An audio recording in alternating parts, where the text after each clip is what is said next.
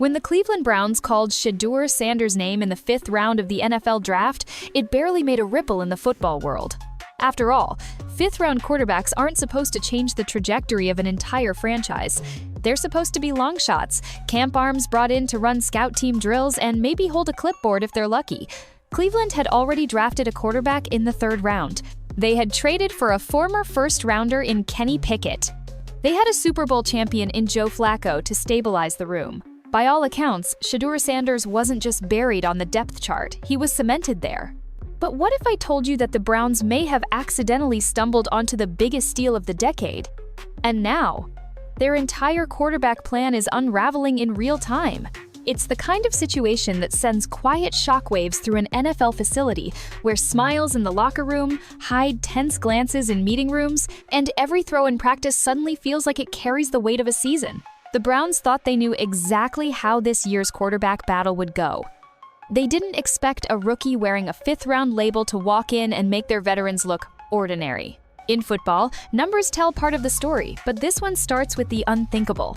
While Kenny Pickett, the safe option, struggled to find rhythm, and Joe Flacco, the seasoned veteran, looked like Father Time was running a go route against him, Sanders was quietly shredding defenses in practice. 41 completions on 53 attempts, 9 touchdowns. And here's the part that makes those numbers even more dangerous for everyone above him on the depth chart. He was doing it without the Browns' top receivers. No Amari Cooper, no Jerry Jeudy, no first-team offensive line. Just a 5th-round rookie throwing darts to backups, threading passes into windows so tight you could barely slip a credit card through. The numbers were impressive, but the vibe was even louder. Coaches stopped mid-drill to watch him throw. Defensive backs started shaking their heads after perfectly covered routes still ended in completions. And the veterans, the ones supposed to be mentoring him, suddenly found themselves fighting for every snap. Publicly, head coach Kevin Stefanski kept repeating the same line: "It's an open competition." But inside the building, that phrase had started to sound less like a promise and more like a warning. Because if Sanders kept playing like this, open competition wouldn't just be coach speak, it would be the reality that no one in Cleveland saw coming. And here's the thing about talent in the NFL, you can hide it on a depth chart, but you can't hide it on the field. Every day Sanders stepped onto the practice turf, he made it harder to justify keeping him 4th in line. Every throw became a quiet threat to the veterans' jobs. Every touchdown made it harder for the Browns to stick to the plan. What started as an afterthought on draft day is now shaping up to be the Browns' most unpredictable storyline of the season, and possibly the start of a quarterback revolution in Cleveland. Draft day is supposed to be a celebration, a parade of polished suits, tearful hugs, and a future you can see coming from a mile away. For the stars at the top of the board, every camera is pointed at them. Every analyst has a ready-made prediction about their career. Shedeur Sanders wasn't in that category. The weeks leading up to the NFL draft had been filled with whispers about where he might land. Some insiders said late day 2, others predicted early day 3. His numbers at Colorado were impressive, his poise undeniable, but there were concerns, that vague NFL term that often has more to do with bias than actual flaws. Was he truly pro-ready? Could his success in college translate to the speed and complexity of the NFL? Most assumed he'd be drafted by a team looking for a project, a low-pressure environment, where he could sit, learn, and maybe get a shot 2 or 3 years down the line. Cleveland wasn't even in those conversations. They already had their quarterback room set, a veteran leader in Joe Flacco, a recent trade for Kenny Pickett, and a promising 3rd-round rookie in Spencer Rattler. Quarterback wasn't a need, it was already overflowing. So when the Browns logo popped up on the screen in the 5th round, and the commissioner stepped to the podium with Sanders' name on his card, the NFL world froze for a moment. Then came the wave of confusion. Social media lit up instantly. Why would Cleveland do this? They're wasting a pick. This is just insurance in case everyone gets hurt. The analysts on TV scrambled to make sense of it. Some speculated it was a move for trade value stash Sanders, let him flash in preseason and flip him for a higher pick next year. Others thought it might be about depth, especially with Flacco pushing 40. But for Sanders himself, the moment was crystal clear. This was a chance. It didn't matter that he was walking into a crowded quarterback room. It didn't matter that the Browns had no obvious path for him to start. The NFL isn't about waiting your turn, it's about taking it when no one expects you to. In the hours after the pick, head coach Kevin Stefanski played it cool. He called Sanders a competitor and a smart, accurate passer. But behind closed doors, even the coaches admitted this was a gamble. Drafting a quarterback you don't need is like carrying dynamite into a locker room. It might sit quietly in the corner, or it might blow up your entire depth chart. For Cleveland, the plan was simple. Keep Sanders low on the radar, let him develop quietly, and avoid any unnecessary quarterback drama. But draft day has a funny way of planting seeds no one plans for. And this particular seed was about to grow faster and stronger than anyone in Cleveland could have predicted. From the moment Shedeur Sanders walked into the Browns facility, reality hit him harder than any defensive line ever could. The quarterback room wasn't just full, it was fortified. Joe Flacco, the seasoned veteran, sat at the head of the table, a living, breathing Super Bowl MVP who carried himself like a man who'd seen every blitz and every rookie come and go. Across from him was Kenny Pickett, still wearing the chip on his shoulder from his Pittsburgh days, eager to prove that the Browns' faith in him wasn't misplaced. And then there was Spencer Rattler, the flashy rookie with just enough swagger to remind everyone that he too believed he was the future. For Sanders, this meant one thing. He was QB4, a title that might as well have been invisible. His locker was at the far end of the row, away from the veterans. In team meetings, he rarely spoke. On the practice field, he got scraps the occasional rep in a drill when someone else needed a breather. Most of his work came running the scout team offense, mimicking opponents' plays instead of practicing his own. But if Sanders felt frustrated, he didn't show it. At least, not outwardly. He studied. He stayed late. He ran through footwork drills long after the field had emptied, his cleats echoing in the quiet night. Teammates noticed, even if the coaches pretended not to. Still, being buried this deep came with a psychological weight. Every day was a test of patience, and patience had never been his strong suit. The media didn't make it easier. Reporters would swarm Flacco and Pickett after practice, shoving microphones in their faces, while Sanders slipped past unnoticed. His name appeared in headlines only when someone listed Cleveland's QB logjam. No one was predicting a breakout, they were predicting a trade, or worse, a quiet release before the next season. Inside the facility, the hierarchy was clear. Flacco was the mentor, Pickett was the contender, Rattler was the project. And Sanders? He was an afterthought. But football seasons have a way of turning clean plans into chaos. All it takes is one injury, one bad game, one spark from an unexpected place to change the depth chart overnight. And though Sanders couldn't see it yet, those cracks were already forming. A few weeks into camp, Sanders began to notice something. On the rare occasions he got live reps, the ball came out of his hands sharper, quicker. Receivers started running routes with a little more energy when he was under center. Quiet nods from linemen turned into subtle encouragements. It wasn't much, but it was movement. For now, though, he remained exactly where the Browns wanted him. Out of sight, out of mind. But storms don't stay hidden forever. At first, the noise was faint like distant thunder on a summer afternoon. Nobody paid it much attention. A nice throw in practice here. A quick decision under pressure there. But in the NFL, small flashes have a way of sticking in people's minds, especially when they come from the guy nobody's watching. It started in a midweek scrimmage. The Browns' first-team defense had been chewing up the backups all day, sending blitzes from every angle, collapsing pockets in seconds. Sanders trotted in for his reps with little fanfare, just another rotation in the scout team cycle. But on his very first snap, he took a shotgun snap, scanned once, and rifled a dart into the hands of his slot receiver between two defenders. The sideline chatter went quiet for a split second. Even defensive backs gave each other a look, as if to say, "Wait, where'd that come from?" The next play, Sanders rolled out under heavy pressure, kept his eyes downfield, and fired a strike on the run. Another completion. Coaches didn't cheer, they rarely did for a fourth-string quarterback, but you could feel the mental note being taken. By the end of that scrimmage, a few veteran receivers were hanging around him after drills, giving quick fist bumps. In a league where every gesture matters, that was huge. Then came the preseason opener. Sanders wasn't even supposed to get many snaps. Flacco and Pickett had the first half. Rattler was slated for most of the second. But with 2 minutes left in the third quarter, an awkward hit left Rattler shaking out his throwing arm. Just like that, Sanders got the call. And he made the most of it. The first drive was clean, short, efficient throws, no risks, moving the chains. But the second? That was the one that started the whispers in earnest. Facing third and long deep in his own territory, Sanders dropped back, felt the rush closing in, and stepped up just in time to launch a 35-yard rope down the sideline, perfectly in stride for the receiver. The crowd, small but restless after a long preseason night, actually roared.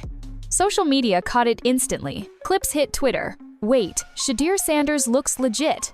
And the fan speculation began. Was he just a camp arm? Or something more? Reporters asked Flacco about the throw post-game. The veteran smirked. "Kid can spin it," he said, nothing more. But coming from Flacco, that was high praise. In the locker room, Sanders downplayed it. "Just doing my job," he told the press. But behind closed doors, he could feel the shift. Teammates who once barely noticed him were now watching him closely during drills. Assistants lingered a little longer when reviewing his tape. The whispers weren't just in the stands anymore. They were in the hallways, in the coaches' meetings, in the film room. Shedeur Sanders was no longer invisible. And the louder the whispers got, the harder it would be for the Browns to ignore them. Opportunity in the NFL rarely knocks politely. Most of the time, it barges in when someone else's bad luck becomes your chance. For Shedeur Sanders, that moment came faster than anyone expected. 2 weeks into the regular season, the Browns were already bruised. Flacco, steady but aging, took a helmet to the ribs in week 2 and spent the rest of the game grimacing on the sidelines. Kenny Pickett, the presumed next man up, sprained his ankle on a scramble late in the 4th. Just like that, the quarterback depth chart, once a fortress, looked dangerously thin. The coaches didn't make an announcement right away. Officially, they called it precautionary rest for both starters. But inside the building, there was a quiet shuffle. Offensive coordinators began slipping a few extra reps Sanders' way during midweek practices. Receivers who'd never taken a route from him before were suddenly working through timing drills. And when the Friday injury report listed Flacco and Pickett as questionable, Sanders knew. This wasn't just about being ready, this was it. That Sunday, the stadium buzzed with confusion.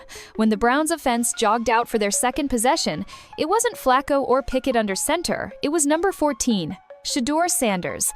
The first snap was conservative, a quick handoff to settle nerves. The second was a short slant, complete for 7 yards. But the third? That was where Sanders stamped his arrival.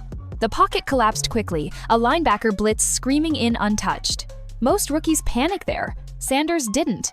He slid right, kept his feet light, and zipped a pass between 2 defenders for a first down. The crowd's reaction was cautious but intrigued. As the game unfolded, his confidence grew. He wasn't dazzling the stat sheet yet, but he was calm, poised. Every snap was deliberate, every read controlled. The offense, which had felt sluggish earlier, suddenly had rhythm. Even when drives stalled, Sanders didn't look rattled. He jogged to the sideline, helmet tucked under his arm, listening intently to the play calls. By the 4th quarter, the Browns trailed by 4. A 2-minute drill would decide it. Sanders trotted out, helmet chin strapped tight, eyes scanning the defense like he'd been here before. Pass to the flat complete. Quick hitch over the middle complete. Clock ticking, the Browns crossed midfield. Then, with 19 seconds left, Sanders rolled left, squared his shoulders, and fired a laser into the back corner of the end zone. Touchdown. The stadium erupted. The rookie didn't celebrate wildly, just a small fist pump, a quick nod to his linemen.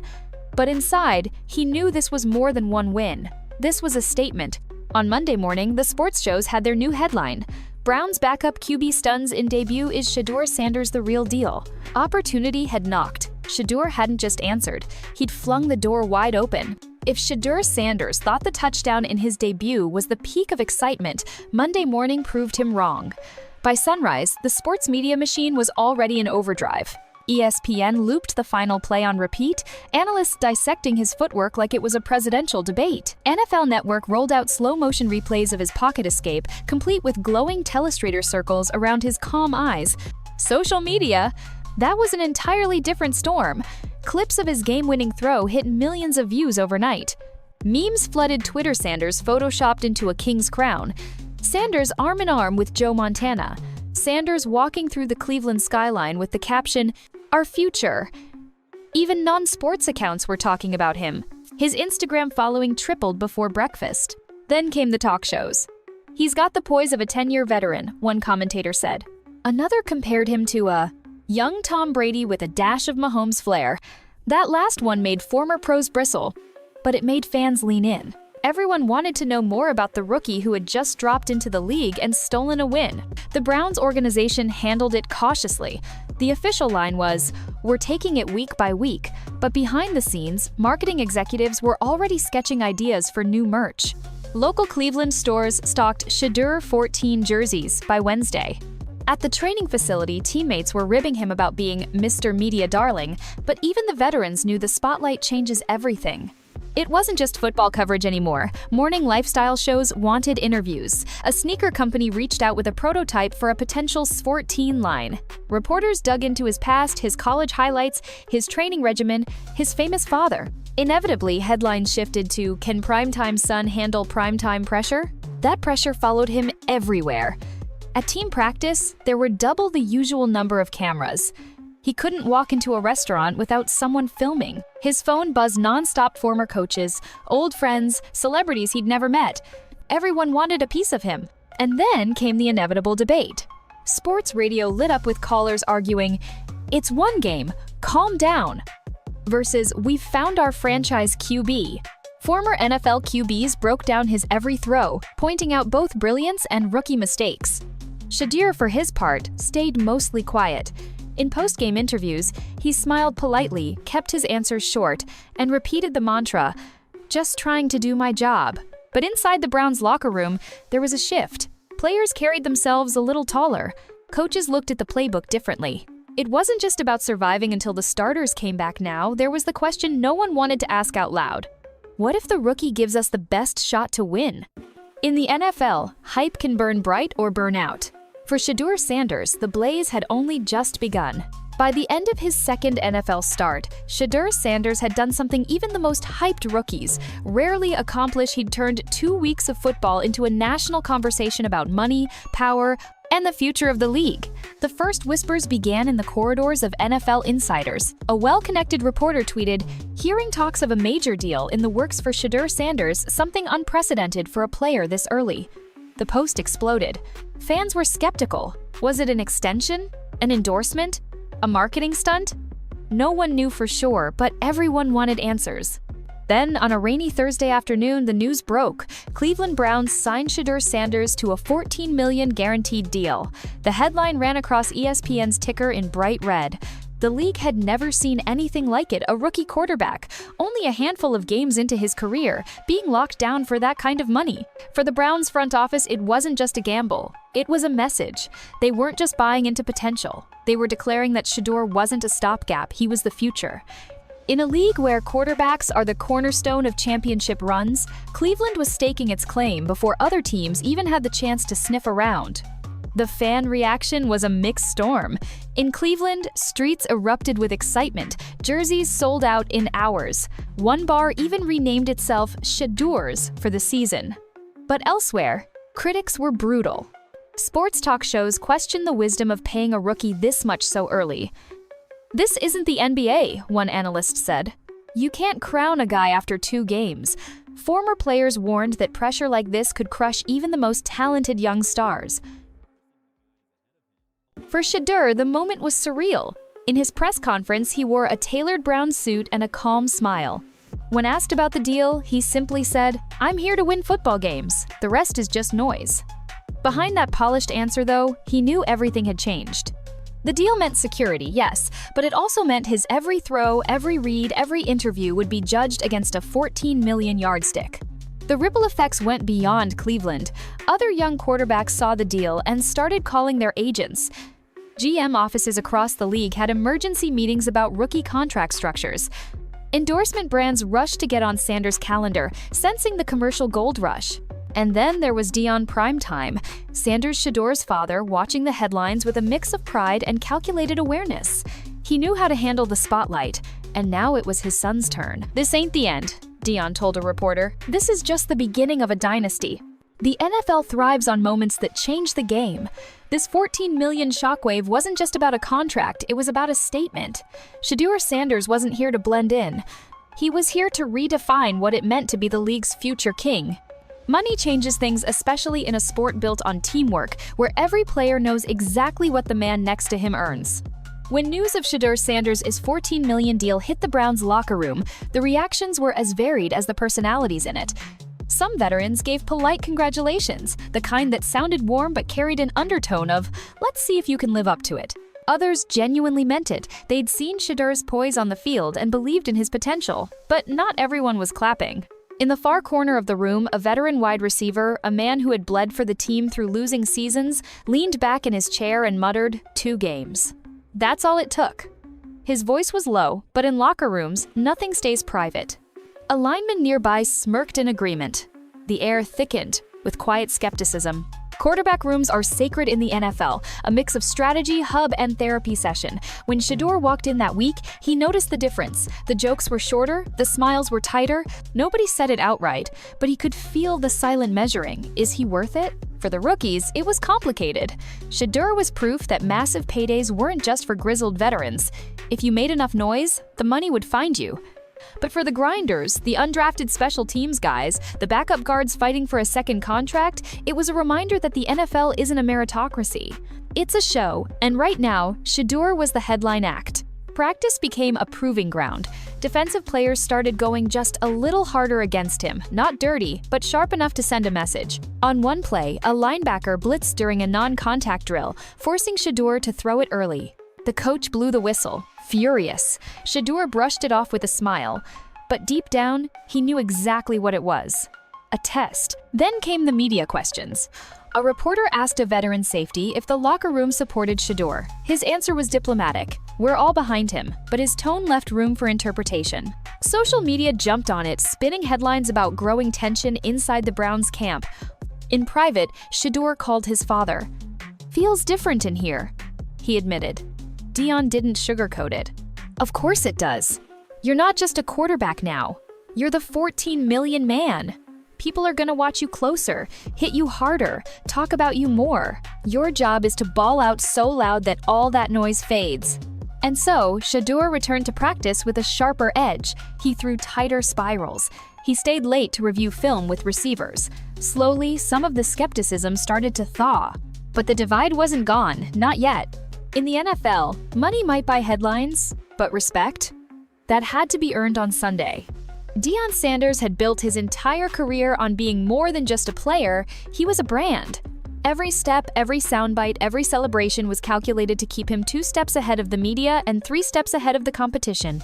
Now, with his son under the brightest lights of his young career, Primetime dusted off the same playbook that made him a legend. Shedeur's $14 million deal had elevated him from promising young quarterback to the face of Cleveland football overnight. The money was one thing, the expectations were another. If he didn't deliver, the press would turn on him just as quickly as they'd crowned him.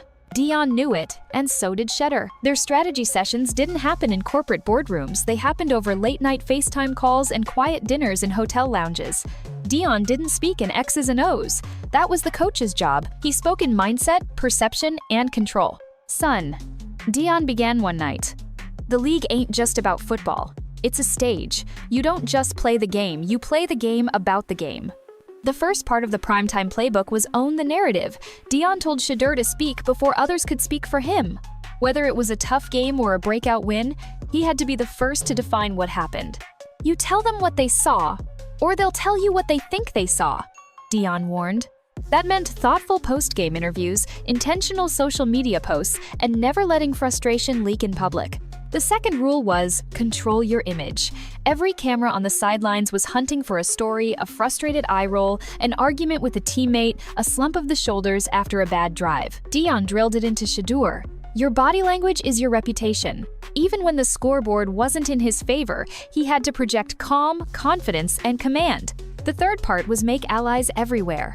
Deion had thrived in multiple locker rooms because he understood that relationships won championships just as much as talent did. Shedeur took that to heart, inviting receivers to extra throwing sessions, sharing laughs with defensive backs in the cafeteria, even helping rookies study the playbook.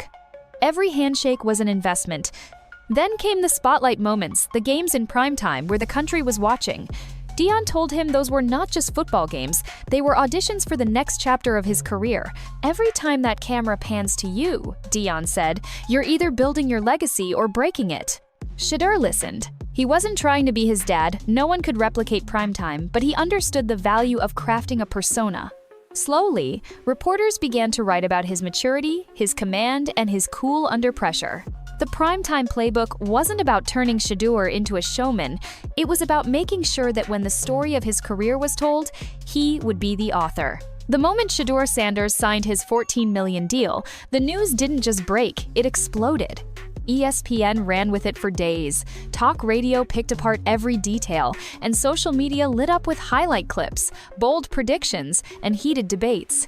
Some hailed him as the NFL's next big thing, a young quarterback with poise, pedigree, and a winning swagger.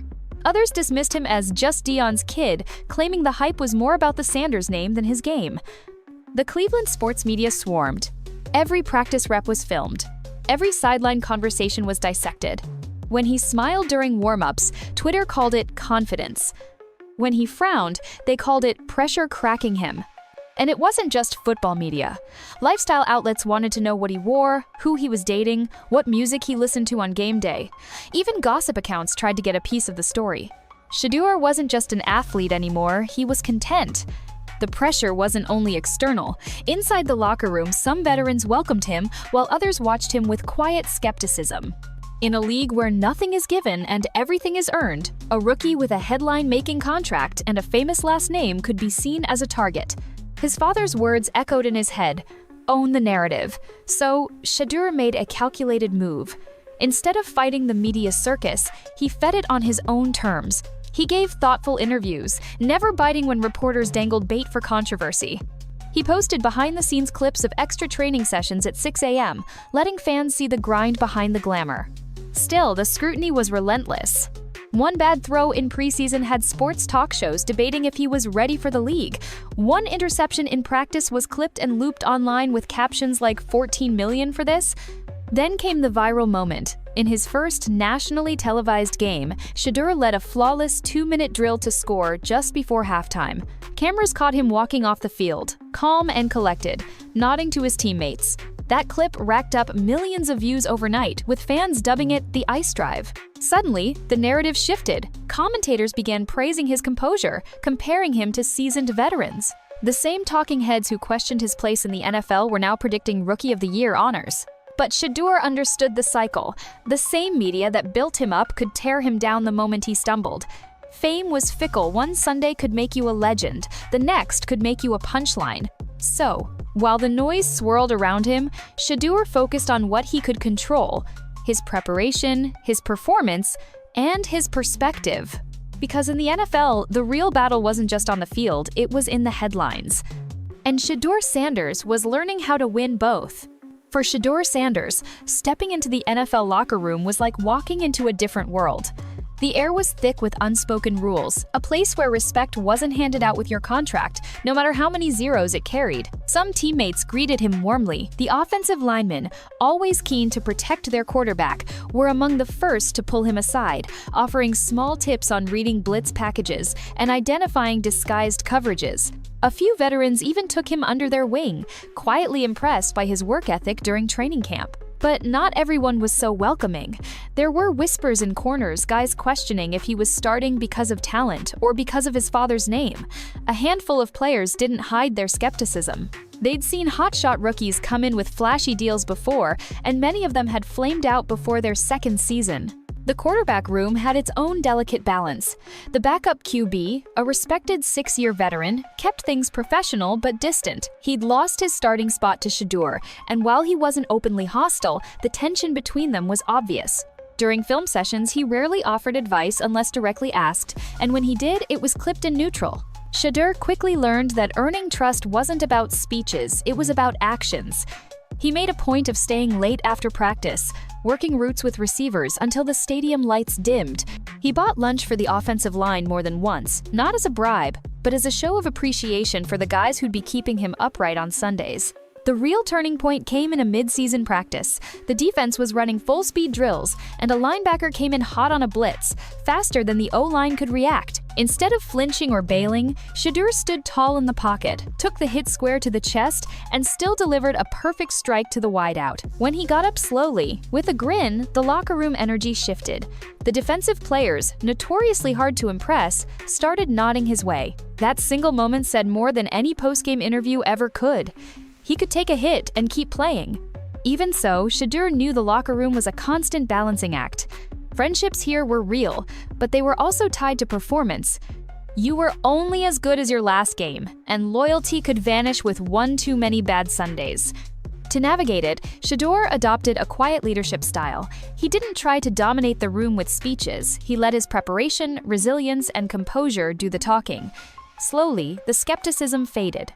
By mid-season, he wasn't just Dion's kid or the 14 million rookie, he was their quarterback. And in the NFL, that title was worth more than any contract. Shedeur Sanders' journey so far has been anything but ordinary. From the moment he signed that jaw-dropping 14 million rookie deal, the spotlight has followed him into every stadium, every press conference, and every quiet moment in the locker room. We've seen the pressure, the politics, the whispered doubts, and the undeniable flashes of brilliance that have defined his rookie season. And yet, this story is far from over. Because in the NFL, legacy isn't built on one contract, one viral highlight, or one season. It's carved out over years of battles, the fourth-quarter comebacks, the bitter defeats, the moments when your team is counting on you and the entire football world is watching to see if you rise or crumble. Shedeur now stands at the threshold of that long road. The doubters haven't disappeared. They've just grown quieter, waiting for their chance to say, "I told you so." The fans who've embraced him are hungry for more, not just a promising rookie year, but proof that he can lead a franchise to glory. The veterans who've come to respect him still expect him to earn it every single week. But here's the thing. Greatness isn't a birthright, even for someone with his last name. It's a choice. It's about whether he can keep showing up when the lights are brightest and the hits keep coming. And that's where you, the viewer, come in. Because this isn't just Shedeur's story. It's about what we, as fans, demand from the athletes we follow.